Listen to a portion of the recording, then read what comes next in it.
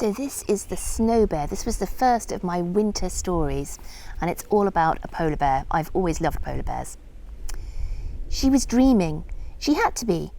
But it was strange to be in a dream and know that it was a dream.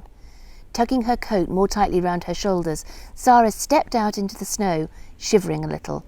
It was the coldest dream she'd ever been in, too.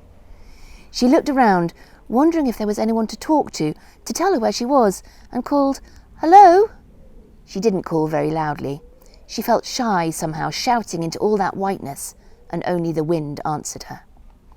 Sarah took a few steps round the side of the igloo.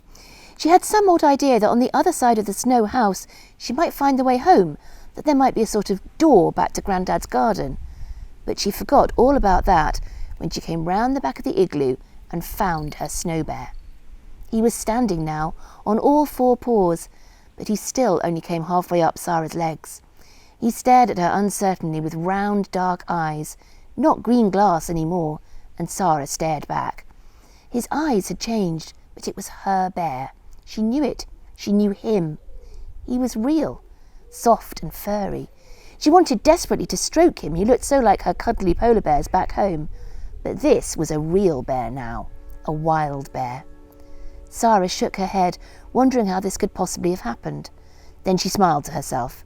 She didn't understand it at all, but she'd heard so many of Grandad's stories and wished she could see the places he talked about. And now she was in the Arctic. The cub was looking at her as though he didn't know what she was. He might never have seen a human before. She looked round anxiously. The bear cub was only small. She wasn't really sure how old, but she guessed he was probably only a few months. So he shouldn't be on his own.